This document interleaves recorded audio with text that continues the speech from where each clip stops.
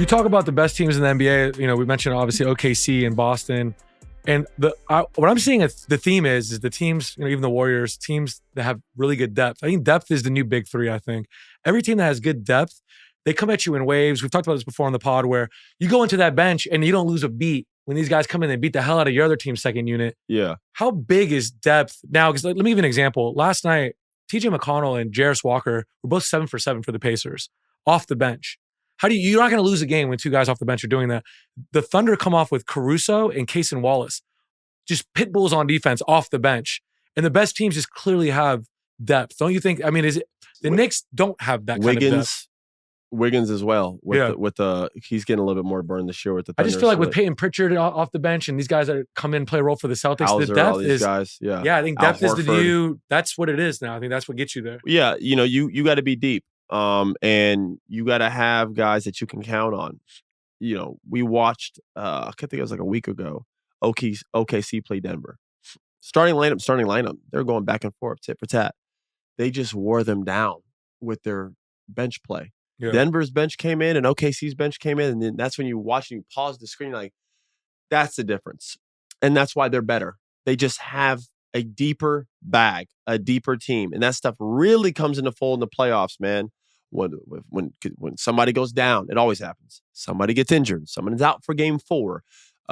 This guy doesn't play well. Well, you got 3 or 4 other guys that can come off the bench. I mean, the Celtics last year lost KP for the entire playoff run. And they were like, yeah, we got Al Horford. And no one was even worried. They were like, we got Al Horford. We're going to weather the storm until the final. That's the significance of Al Horford in Boston. He doesn't have to do anything during the regular season. Just be as solid as you can. But he is some of the best insurance that you can have for a guy like KP who's prone to injury. So, you know, again, having deep teams matters. I will be honest, I'm shocked with Philly. You know, well, their guys just haven't been. I know. They haven't had Paul George or Joel Embiid. Paul George has recently started playing now. But now Maxi's out. But even with Paul George and Maxi out, that they were losing some games, broski. Okay. They have enough because what we talk about before the year, they signed all these guys. They quietly had a really great summer.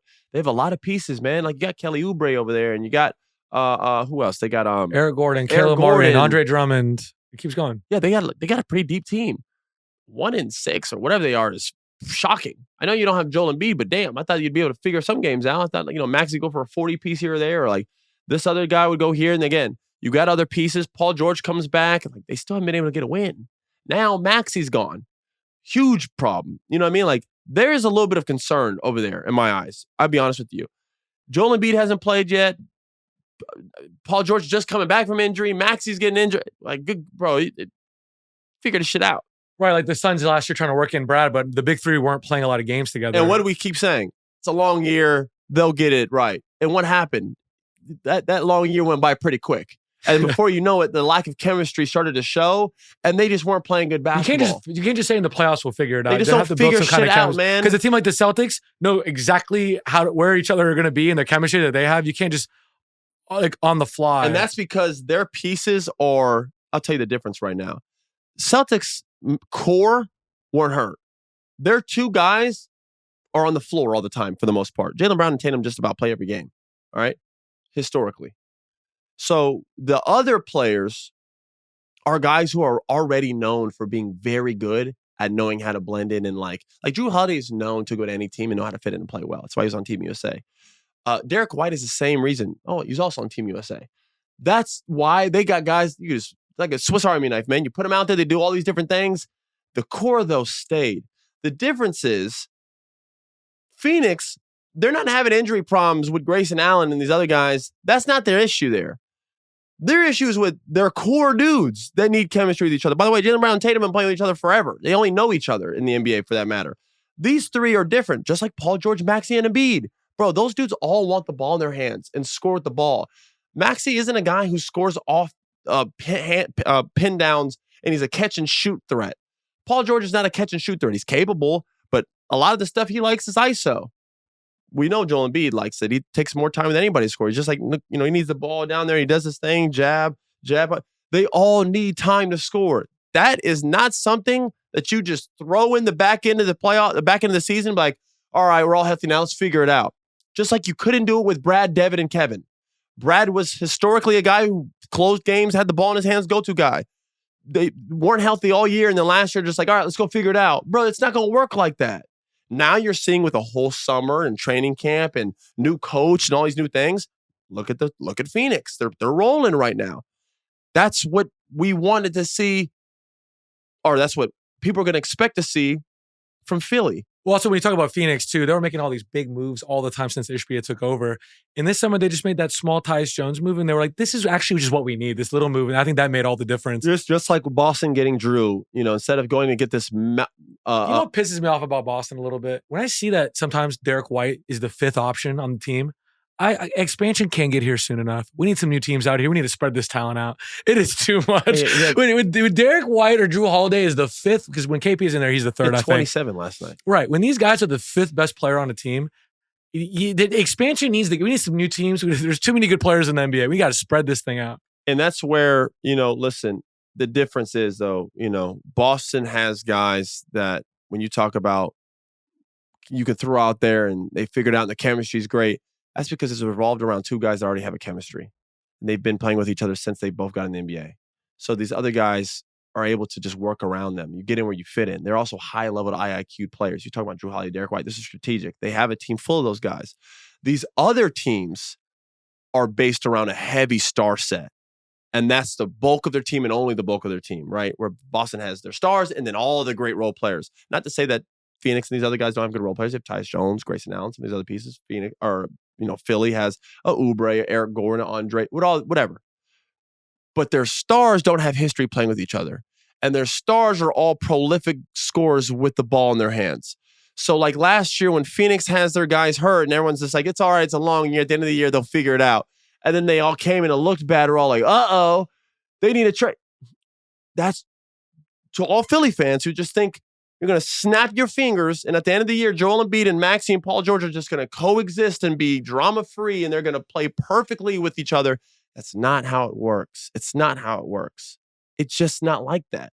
So that's why I only have a little bit of concern for Philly, because they do need to all 3 be on the floor, and they need to struggle with each other before they figure it out. Because if they get it right, then we can talk about the Philly team that we're all excited about. They could be very dangerous, and they could pose a threat to anybody in the East.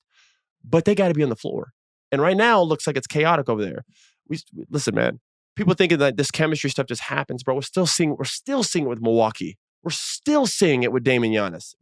They're still not like it's better, even though the record doesn't show that. But it's a process. So I'm very interested to see how like some of these teams mend on the back end. Garland and Mitchell had to figure it out for years. They're just now getting it right. Yeah. Shit is not easy. I mean, look at the 2022, the Warriors won. They obviously have their chemistry. They've been having that for a long time. 2023, the Nuggets. Jamal Murray and Jokic, we called it the best chemistry between 2 players in the NBA at the time. They win the title. Last year, the Celtics 5 just go out there and play perfect, seamless basketball. You can tell that chemistry is what wins it. You can't just put people together. And if you do, they need reps during the regular season. That's your point. I think because of a wide variety of talent right now in the league, and with multiple teams being very top heavy, like what the key to winning a championship this year is going to be which teams with all these stars, loaded teams, can have chemistry, which teams can be healthy, and which teams are deep. And those are the 3 things that are going to carry a team to a championship. And I know that's like very vague. Oh, you're saying chemistry and depth or win championships? Of course. But like, in the history, it's like, oh, you throw a big 3 together and they're the champs. You know what I'm saying? Like right now, we're seeing that like these other things matter. And a PJ Washington or Daniel Gafford can be the difference in winning a championship. And Derek White, Drew Holiday can win you a championship. Bruce Brown and KCP not being for Denver has been huge for them. It's not just the stars. You need this part too. So it's both. You need the stars to be on the floor and work together and have chemistry. You need to be healthy. And you need to be deep enough to where you have assets that can really come fold come playoff time, because we've seen it with some of these other teams. Because I promise you, if you match up versus OKC or if you match up versus Boston, you are going to be worn down. They have too many good players, bro. They got like 9 hoopers, man. OKC has like 11 good players on their team. It's actually like ridiculous. Some guys they don't play on their team. They might have 3 All-Stars this year with Chet and Jalen Williams. Trey Mann couldn't fucking buy a minute last year. He's scoring like 20 a night on fucking Charlotte off the bench. That's how talented they are. He couldn't even crack the rotation over there. It's silly. So, like, if you think you're going to beat some of these teams without supreme chemistry and depth, you're not. That's why when we bring up the Nets, when we bring up Houston, some of these players can make a team complete. A team right now that's missing depth no longer will be missing it if one of these guys go over there. So, yeah.